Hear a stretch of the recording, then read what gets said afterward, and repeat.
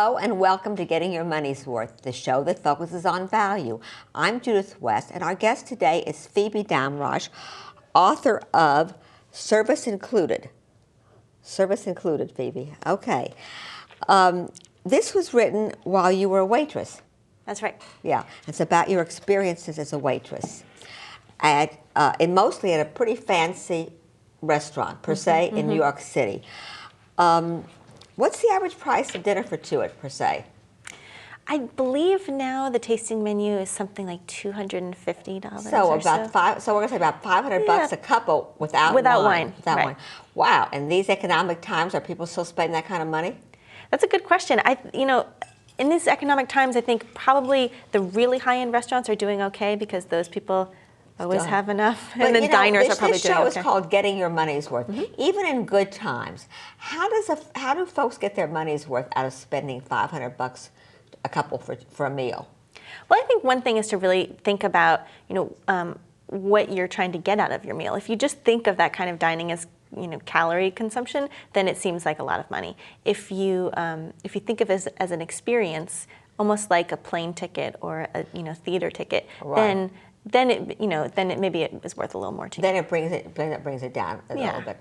So that's a good analogy, or a special occasion. Right. Per se, it's kind of a special occasion restaurant, isn't it? Although you'd be surprised at how many regulars they have. Really? But yeah, I think most people. The menu is 9 courses, and it often takes about 3 hours. Right. That's you can't do that every day. Yeah, you're absolutely not.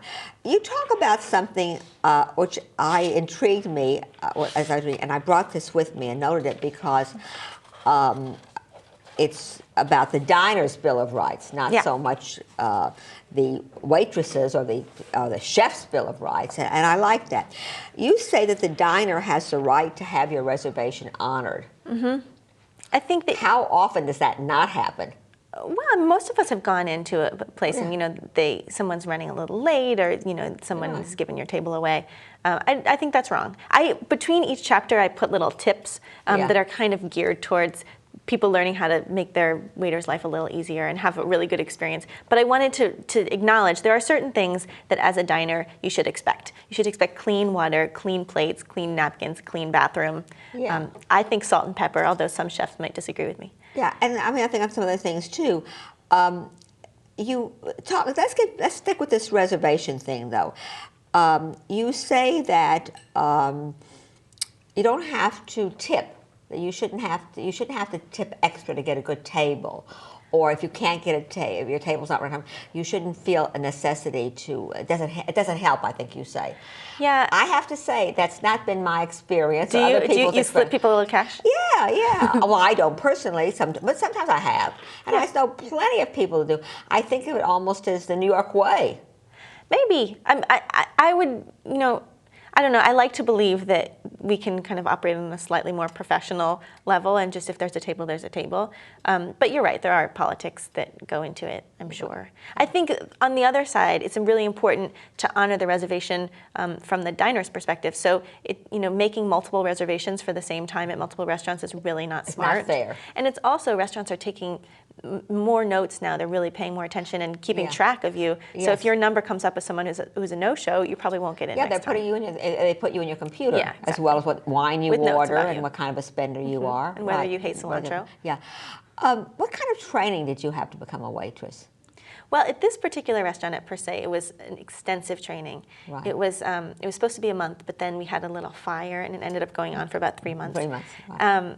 And it was really felt to me like going to culinary school. In the morning we would study food, and they brought in different guest speakers to teach about the levels of caviar or eviscerating foie gras. Right. And then in the afternoon we would practice serving. So we'd walk around with bowls filled of watered down ketchup. You were really steeped in the art of serving. We were. So if I have to make any comment, Phoebe, at all, I think that's one of the really serious missing pieces of many people that are waitresses or waiters. I think so too, and I think that in our culture right now, we're really interested in chefs. We have celebrity chefs. We're fascinated by them. We're also cooking more, and you have all these bloggers who are really interested in food and coming and taking pictures of every dish. And but in between that, you have really smart guests and really popular chefs, but waiters have kind of fallen through. Yeah. And I think that that's a really important aspect to dining. I mean, how many times would you go back to a restaurant that maybe the food isn't so good, but you love the service? Yeah, I have to tell you, poor service is really unacceptable, particularly in today's, forget the $500 a night dinner, particularly when many restaurants are close in the high 30s or close to $40 for an entree, all over the country, not just in New York. Yeah. You were one of 2 female captains in 4-star restaurants in New York. It's kind of a male-dominated profession. It's a male-dominated, right. Speaking of that, though, for one thing, what is the job of a captain? It's basically like a waiter. But are you a supervisor of? Yeah, of we worked with an extra eye out. Yeah, we were the ones that really interacted with the guests at the table and served the wine and took the wine order. There were also front waiters that did, water and butter. But if if the captains take the order, then something that really bothers me. Then when the serving comes, you have the food auction. Who gets this? Who gets that? That wouldn't happen. How do you avoid that? You have to write down. Well, yeah, you have the position numbers of the people, and so there's no plus excuse, you care about what people have ordered. I mean, you sit down. I care about what you've ordered, so I'm going to remember what it is. But what if you took the order and somebody else is serving? Well, we always knew. We had it in the computer based on position number. Since we're talking about gender, you're one of only 2 female captains, or you're no longer working at per se. Is there a difference in a diner based on gender, or a difference in the way that person is served, for example, by gender? I think there's some stereotypes that turn out to be true. Such as? I think women tend to be a little pickier. About their food? They tend to be allergic to things. And why do you say allergic with your fingers?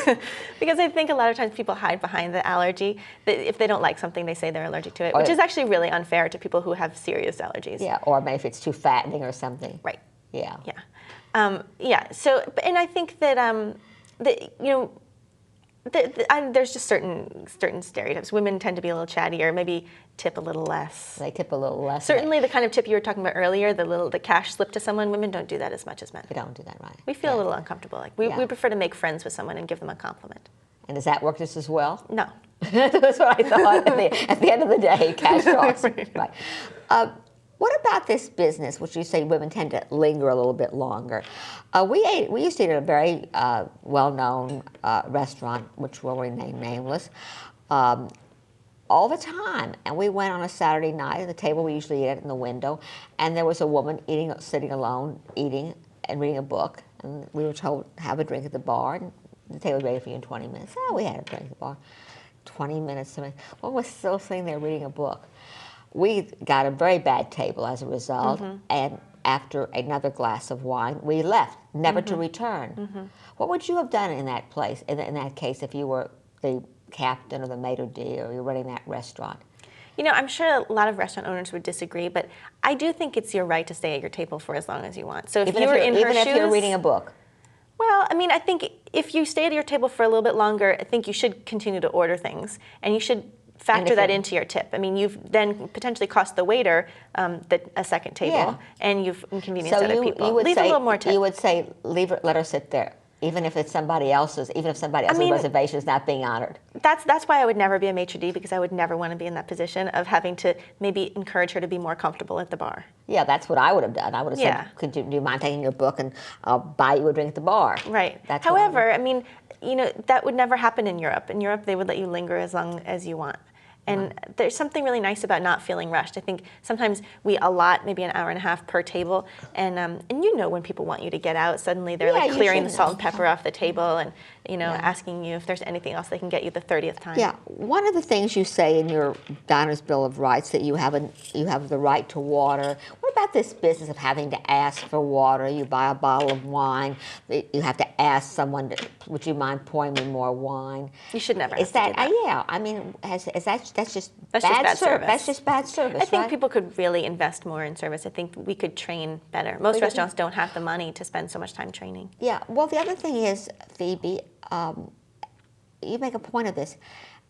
Waitressing, which really is a very respectable occupation and a good place to make money and enjoy that, isn't seen as a very prestigious occupation.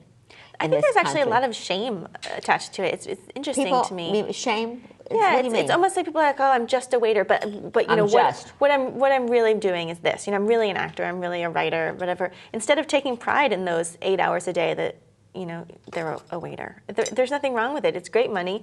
It's you know, in some restaurants, like at Per Se, we had 401k and healthcare, and I mean it was a real profession. Right. And there's nothing wrong with that. And in fact, it's actually a really interesting and hard job. I think it's especially in these times when there's so many other occupations that have left our country. I think waitressing or waitering can be a very satisfying and lucrative profession. Right. Well, I mean, I wrote a whole book about it. I think it's actually really interesting work. I think that learning how to read a person and try to figure out what does this person need to make them more happy. I think that's a really interesting question. It is, but you know, what it strikes me is that you cared. Yeah, and that's why someone should be in the business, because you have a desire to make people happier. If you don't, you definitely shouldn't be in the service industry. But we all know that there's a lot of people working in restaurants who don't really want to be there. No, they see it as you do. What is it about the chefs that they're all male? I mean, women are supposed to be very good cooks. Yeah. Did you ever figure that out when you were working? Well, I think part of it is just that there's a lot of people are trained from other people, so there's kind of an old boys network. Yeah. And then also the hours are really hard, and you know we still live in a society where women are doing a lot of the child rearing, and you know if you want to have a family, it's really hard to work 18-hour days. Is that why you're no longer waitressing? That's one of the reasons. Yeah, I felt. I still have this romantic idea of having a little cafe and having my child come in after school for a snack, but I'm aware that it would also mean working holidays and never seeing him. Right, exactly. Yeah. Well, okay, so, but the truth of the matter is, it is a kind of thing where you can work part-time. You can work on weekends or something else. It does have a little bit of flexibility. It does have a little. Not in the kitchen, though. Right, it does have in the dining room, it does. Right. Is there any particular experience in waitressing that really stands out in your mind?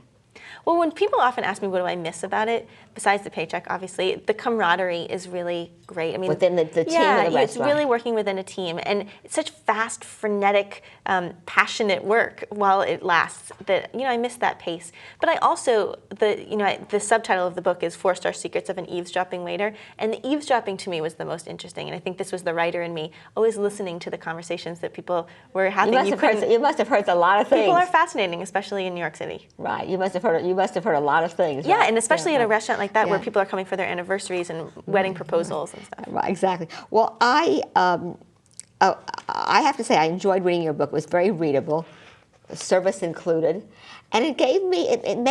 I liked it too because it reinforced my idea that as a diner I had rights. I'd begun to think, I've got to put up with this, but now I know. Yeah. Thanks you for being on the show, Thank you. Phoebe. It was a pleasure. I enjoyed the book.